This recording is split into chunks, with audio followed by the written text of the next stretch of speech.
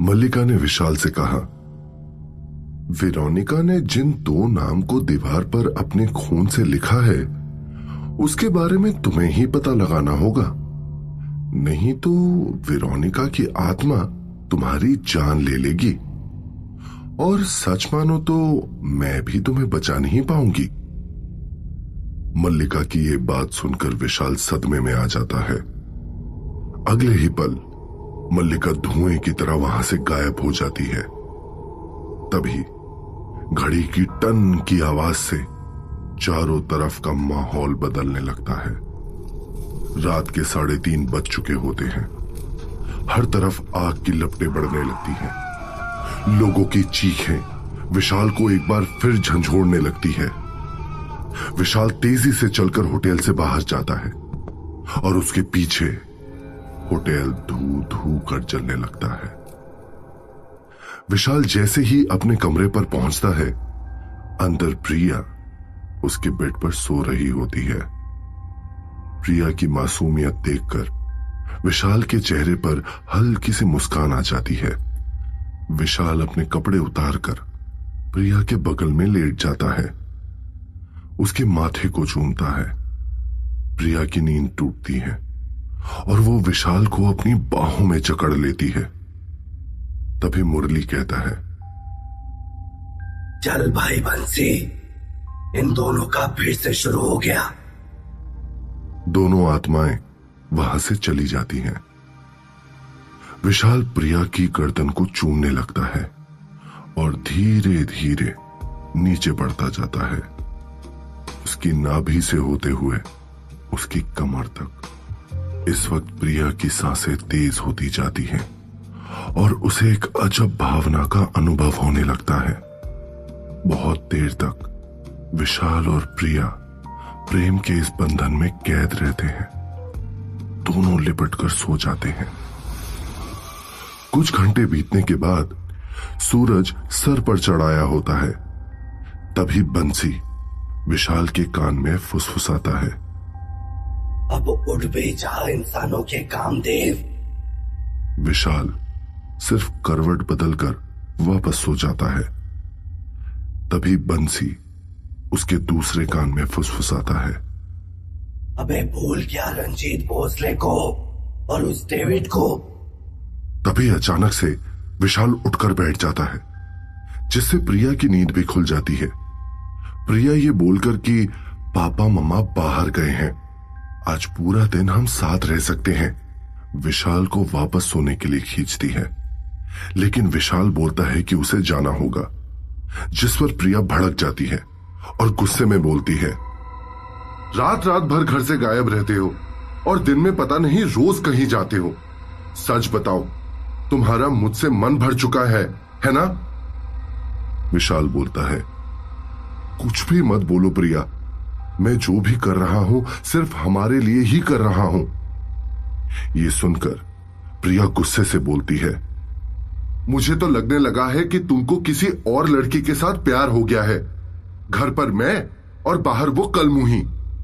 प्रिया की बात सुनकर विशाल के पास खड़ी आत्माएं में से विशाल के दाएं कान में बंसी फुसफुसाता है, छोड़ दे इस चुड़ैल को। और तभी बाएं कान में मुरली फुसफुसाता है, इस बंसी की बात मत सुन, क्योंकि हर लड़की शक करती है। विशाल अपने दाएं बाएं देखकर बोलता है, तुम लोग कभी चुप भी रहा करो और अभी मेरे कमरे से बाहर जाओ। जिसे देखकर प्रिया भौचक्की रह जाती है। उसकी आंखों में डर साफ तैरने लगता है। वो विशाल के अगल बगल देखकर घबराई आवाज में उससे पूछती है, विशाल, किससे बात कर रहे हो तुम? विशाल बोलता है, अरे यार, ये 2 आत्माएं हैं ना, बंसी और मुरली, हमेशा परेशान करते रहते हैं मुझे। तुम छोड़ो इनको। ठीक है, मैं कहीं नहीं जाऊंगा। ये सुनकर प्रिया के हाथ पैर फूलने लगते हैं और वो विशाल के इर्द गिर्द देखती है, लेकिन उसे वहां कोई भी दिखाई नहीं देता। तभी प्रिया के कदम अपने आप पीछे हटने लगते हैं। वो घबराई आवाज में पूछती है, जब आज सुबह हम दोनों ने वो किया तब भी ये आत्माएं मौजूद थी? विशाल ने कहा, नहीं, मैंने इन्हें कमरे से बाहर जाने को बोल दिया था। प्रिया ने कांपती आवाज में आगे पूछा, इस वक्त क्या दोनों यही मौजूद हैं? विशाल ने हां में सर हिलाया। यह सुनते ही प्रिया के तो रोंगटे खड़े हो गए। विशाल ने प्रिया को समझाया, इनसे डरने की कोई जरूरत नहीं है प्रिया। लेकिन प्रिया वहां से पहली फुर्सत में भाग बैठी और जाते जाते विशाल को हिदायत दे गई, उस होटल को छोड़ दो विशाल, नहीं तो तुम बहुत जल्दी पागल हो जाओगे। वहीं विशाल बस प्रिया को बुलाता ही रह गया। विशाल ने गुस्से में आईने में दिख रही बंसी और मुरली की आत्मा को डांटते हुए कहा, तुम लोग भी ना हद करते हो। तब मुरली की आत्मा बोलती है, टाइम खोटी मत करो, चलो हमें रंजीत भोसले को ढूंढना है। तभी विशाल को अमन का कॉल आता है। अमन विशाल से पूछता है, विशाल, कुछ मालूम पड़ा कल रात को वेरोनिका के बारे में? विशाल ने फोन पर कहा, हां, 2 आदमियों के नाम पता चले हैं जिनका वेरोनिका से कुछ तो नाता था। मैं मिलकर सब बताता हूं। गन्ने के जूस निकालने की मशीन के पास विशाल और अमन खड़े हैं। विशाल बोलता है, मेरी हालत भी इस गन्ने जैसी हो गई है। एक तरफ से मल्लिका मुझे निचोड़ रही है, दूसरी तरफ से वेरोनिका और तीसरी तरफ से प्रिया। पता नहीं किस मनहूस घड़ी में मैं उस मनहूस होटल राजमहल में पहुंच गया। तभी दोनों गन्ने के जूस का एक एक गिलास लेकर वहीं बगल में रखी लकड़ी की बेंच पर बैठ गए। तभी अमन ने पूछा, क्या नाम बताया था तूने उन दोनों आदमियों का? विशाल जूस का एक घूंट पीने के बाद बोलता है, रंजीत भोसले और डेविड जैक्सन। अमन ने जूस का गिलास बेंच पर रखते हुए बोला, ये दोनों ही नाम सुने से लगते हैं।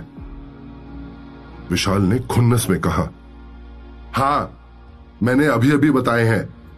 अमन थोड़ा खिसियाकर बोलता है, तू मुझ पर इतना गुस्सा क्यों कर रहा है?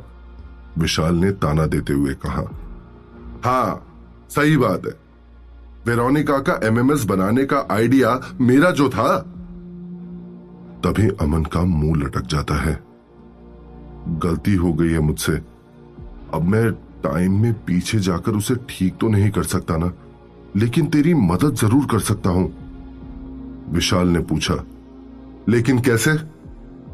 तभी अमन ने बोला, मैं अभी इंटरनेट पर इन दोनों नामों को तलाशता हूं, शायद हमें कोई रास्ता दिख जाए। विशाल ने कुछ भी नहीं बोला और जूस को गटकता चला गया। तभी अमन ने अपना फोन विशाल को दिखाकर बोला, देख, इंटरनेट पर रंजीत भोसले नाम की ये तस्वीरें मिली हैं, क्या तू पहचान पाएगा? विशाल ने फोन लेते हुए बोला, अपनी आंखों के सामने मैंने रंजीत भोसले को वेरोनिका का कत्ल करते देखा है, उसके तो मैं बाप को भी पहचान जाऊंगा। विशाल ने गौर से उन तस्वीरों को अमन के फोन पर देखा और उसकी नजर जाकर रुकी उसी रंजीत भोसले की तस्वीर पर जिसने बेदर्दी से वेरोनिका को जान से मारा था। अचानक से विशाल को अपने आसपास ठंडी हवा का झोंका महसूस हुआ और उसके रोंगटे खड़े हो गए। विशाल ने तस्वीर दिखाते हुए बोला, ये रहा रंजीत भोसले।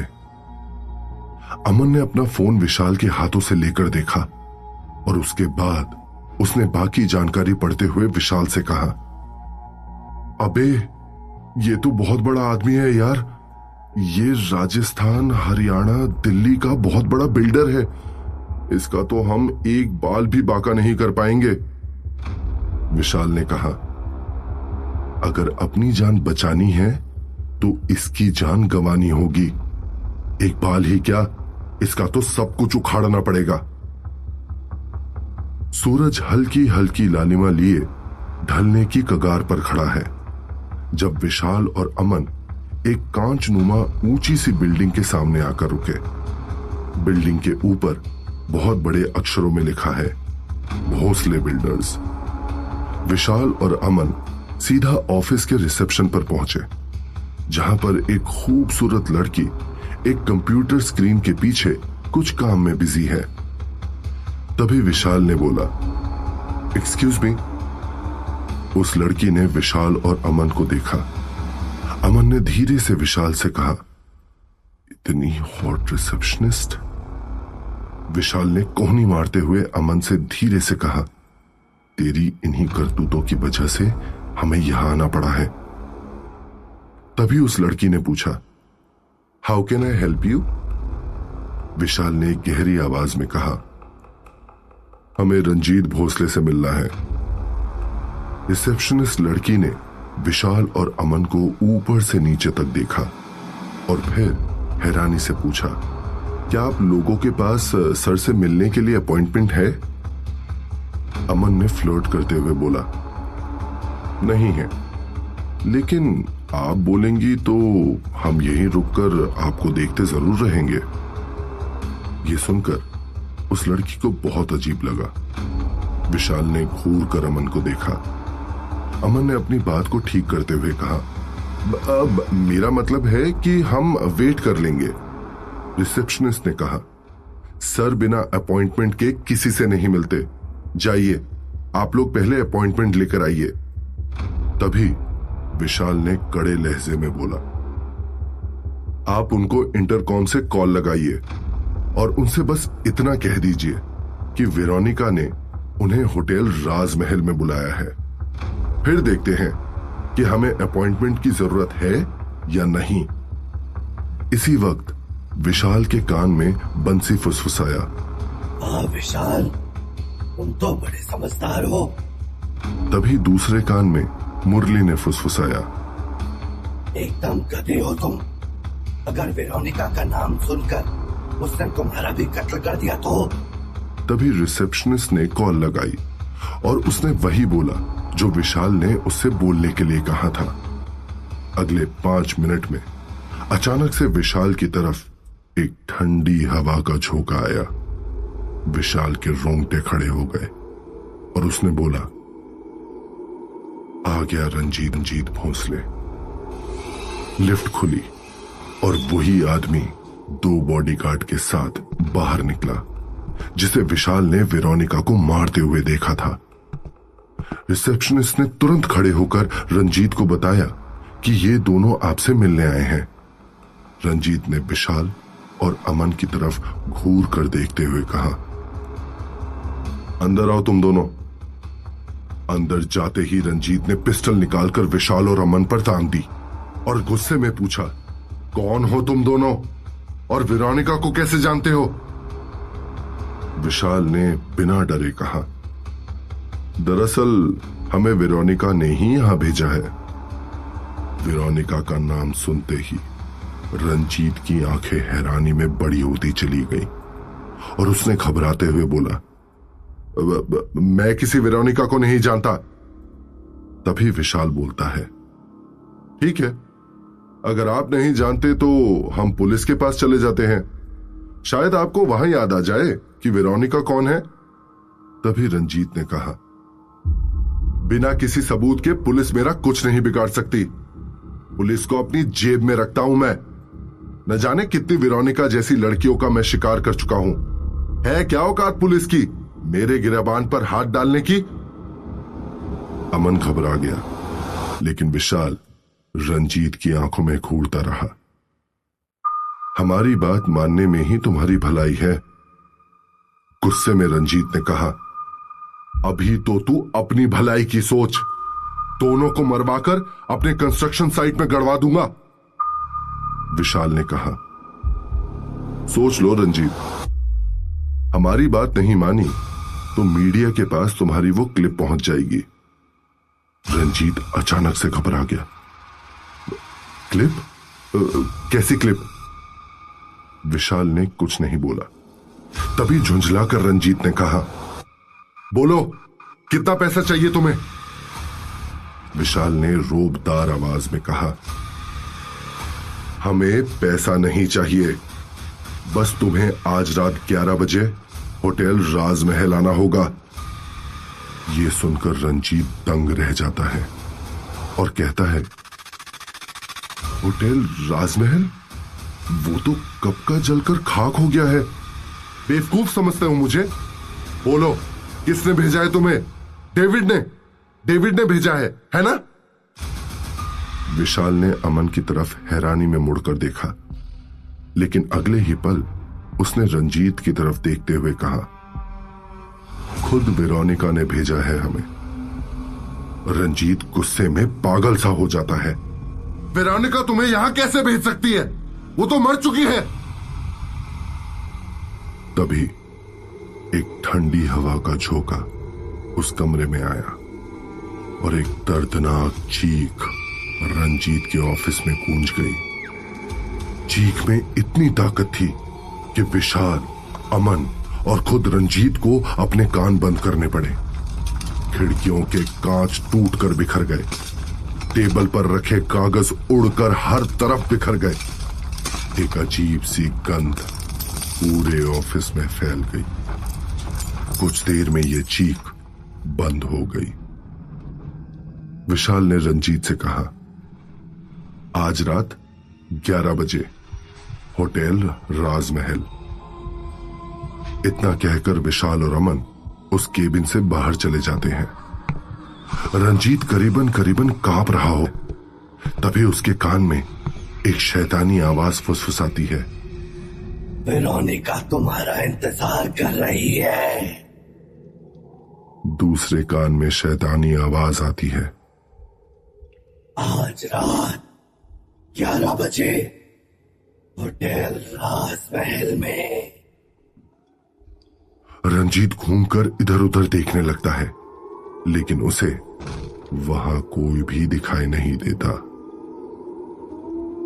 उस रात चंद्रमा बादलों के पीछे छुपा हुआ है। रात के 11 बज चुके हैं और विशाल रिसेप्शन डेस्क पर बैठा रंजीत का बेसब्री से इंतजार कर रहा होता है। तभी वेरोनिका पिछले दिनों की तरह वापस से एक बार होटल राजमहल में दाखिल होती है। उसे देखकर विशाल खड़ा हो जाता है। वेरोनिका विशाल की तरफ एक पल देखती है और अपने कमरे की चाबी लेकर लिफ्ट की तरफ चली जाती है। तभी होटल का दरवाजा वापस खुलता है और अंदर आता है रंजीत भोसले। रंजीत नजरें घुमाकर चारों तरफ देखता है और होटल की चकाचौंध और शोहरत को देखकर दंग रह जाता है। तभी वो बड़बड़ाते हुए कहता है, ये होटल तो आज भी वैसा का वैसा ही है। इतना बड़ा बिल्डर होने के बावजूद मुझे पता ही नहीं चला कि इस होटल को दोबारा कब बनाया गया। रंजीत अंदर होटल में पसरे मौन और सन्नाटे को देखकर थोड़ा हैरान भी हो जाता है, लेकिन अपने डर को छिपाते हुए रिसेप्शन डेस्क पर जाता है और विशाल से कहता है, कहो क्यों बुलाया है मुझे यहां? विशाल कहता है, मैंने तुम्हें नहीं बुलाया, तुम्हें यहां वेरोनिका ने बुलाया है। रंजीत चिल्लाते हुए कहता है, वेरोनिका कैसे बुला सकती है? वो तो मर चुकी है। तभी चारों तरफ से आवाज आती है। ये सुनकर रंजीत के रोंगटे खड़े हो जाते हैं और वो बौखलाते हुए बोलता है, कौन है? कौन है? तभी उसे वेरोनिका की आवाज सुनाई देती है, तेरी मौत। रंजीत सहमे हुए पीछे पलटकर देखता है तो उसके पैरों तले जमीन खिसक जाती है, क्योंकि उसके सामने वेरोनिका खड़ी है। रंजीत डर के मारे जमीन पर गिर जाता है और पूछता है, तुम यहां कैसे हो सकती हो? तुम तो मर चुकी हो। वेरोनिका ये सुनते ही गुस्से में पागल हो जाती है और जोर से चिल्लाती है। चिल्लाने की आवाज इतनी तेज होती है जो किसी भी इंसान को बहरा कर दे। विशाल अपने कानों पर हाथ रख लेता है। यह नजारा देखकर रंजीत की धड़कनें तेज हो जाती हैं और अचानक चारों तरफ तेज तेज हवाएं चलने लगती हैं। सूखे पत्ते इधर उधर उड़ने लगते हैं। छत पर लगे झूमर बुरी तरह से हिलने लगते हैं। लाइट्स जलने बुझने लगती हैं, मानो जैसे वहां भूकंप आ रहा हो। देखते ही देखते वेरोनिका का रूप बदलने लगता है। उसका पूरा शरीर ढीला हो जाता है, जैसे उसकी सारी हड्डियों को तोड़ दिया गया हो। उसके पूरे शरीर पर जख्म नजर आते हैं, जिससे लगातार खून रिसता जा रहा है और उसका खूबसूरत चेहरा जले हुए चेहरे में बदल जाता है।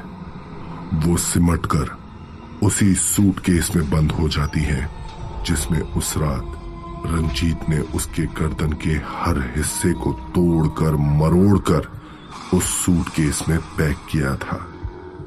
ये देखकर विशाल भी बुरी तरह से डर जाता है और रंजीत वहां से भागने की कोशिश करता है। जैसे ही रंजीत दरवाजे के पास पहुंचता है, दरवाजा अचानक धड़ाम से उसके चेहरे पर बंद हो जाता है। वो दरवाजा खोलने के लिए पूरी कोशिश करता हुआ चिल्लाता है, खोलो, कोई तो दरवाजा खोलो, बचाओ, बचाओ मुझे। तभी उसके सामने हवा से बना एक डरावना चेहरा उससे कहता है, आज तुझे कोई नहीं बचा सकता, सिर्फ मौत तेरी रिहाई है। अगले ही पल वो चेहरा हवा में धूल बनकर मिट जाता है। रंजीत भागता हुआ वेरोनिका के कदमों में गिर जाता है। मुझे माफ कर दो, प्लीज प्लीज मुझे माफ कर दो।